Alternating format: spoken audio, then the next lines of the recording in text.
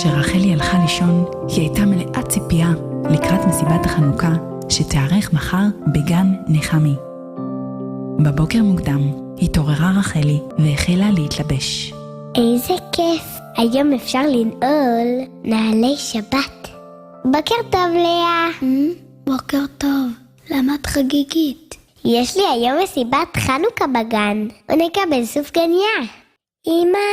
בוקר טוב צדיקה, אני רואה שאת כבר מוכנה. כמעט, אני מחפשת את נעלי השבת, אולי ראית אותן? כן, הן עדיין רטובות מהגשם שירד בשבת. אוי ואבוי! מה קרה? אני חייבת ללכת עם נעלי שבת. טוב, אלך עם נעליים רטובות. לא חמודה, זה מסוכן. את עלולה להתקרר חס ושלום. אין ברירה, תנעלי את מגפי הגומי. את מגפי הגומי, אבל הן בצבע ורוד. לא נורא חמודה, העיקר שתהי בריאה. רחלי כל כך הצטערה, אבל עם אמא לא מתווכחים. כשהגיעה השעה לצאת מהבית, רחלי הייתה חגיגית ומסודרת. הכל היה לפי התוכנית, חוץ ממגפי הגומי הוורודות.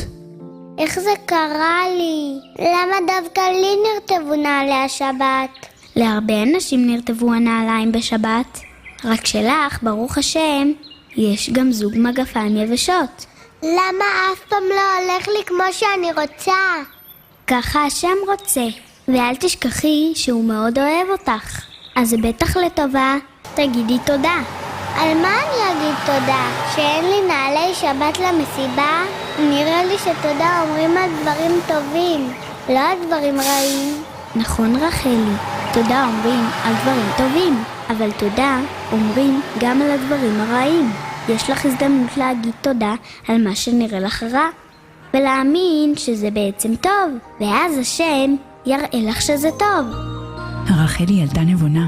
כל זה היה נראה לה לא הגיוני, להודות על דבר רע, אך בגלל שלאה אחותה היא צדיקה ותמיד עוזרת לה, החליטה רחלי לשמוע בקולה.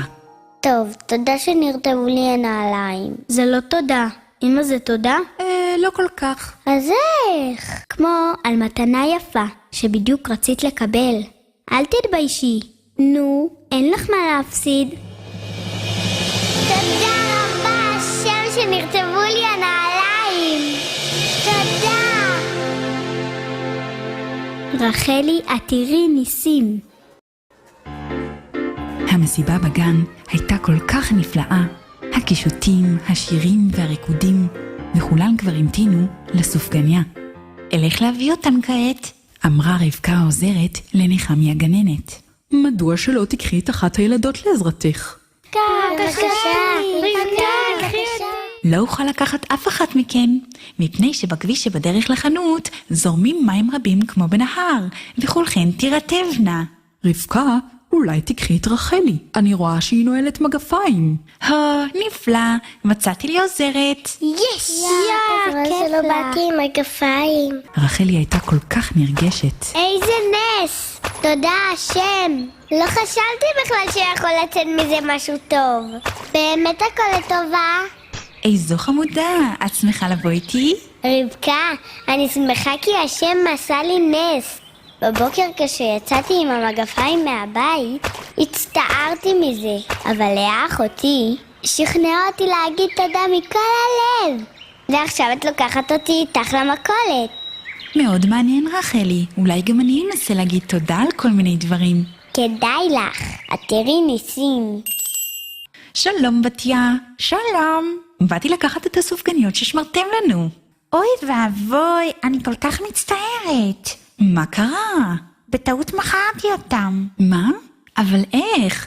בבוקר כשבת היו כאן 6 קופסאות, ופתאום באו וקנו עוד סופגניות ועוד סופגניות, ולא שמתי לב שמכרתי בטעות גם את הסופגניות של גן נחמי. סליחה. אוי אוי אוי. אולי תקחי סוכריות? כן, אבל הילדות מצפות לסופגניות.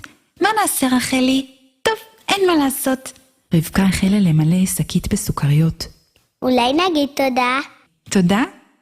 חמודה שלי. באמת, נגיד תודה להשם. אולי נראה ניסים.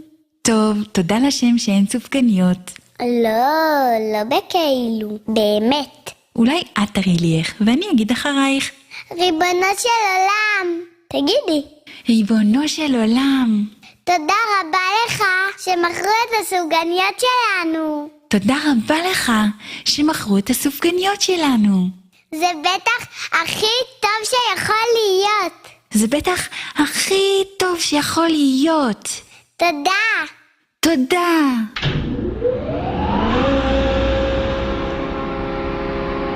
מה זה הרעש הזה? מה זה? בתיה, את צריכה עוד סופגניות אולי? מיכאל, איזה נס. הרי כבר היית כאן הבוקר.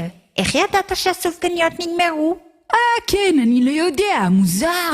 אני בכלל הייתי בדרך לכיוון השני, אבל פספסתי את הגשר, אני עובר כאן בשכונה, פתאום חלפה לי מחשבה בראש. מיכאל, בוא נראה מה קורה במכולת של בתיה. והנה אני פה.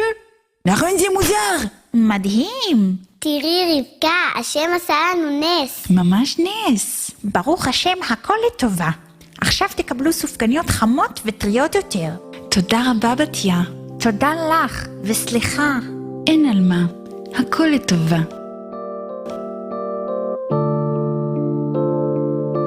רבקה ורחלי חזרו אל הגן עם הסופגניות החמות, ועם התחושה המתוקה שהתודה שלהן פעלה ניסים. רחלי זכתה לחלק לכל ילדה סופגניה, והייתה מאוד מאושרת. בדרך הביתה, לאה התעניינה. נו, ראית ניסים היום? לאה, אילו ניסים היו לי היום. את לא תאמיני. אני דווקא מאוד מאמינה. ממש ניסים של חנוכה. אחותי, ניסים של תודה והודאה הם ניסים של כל השנה.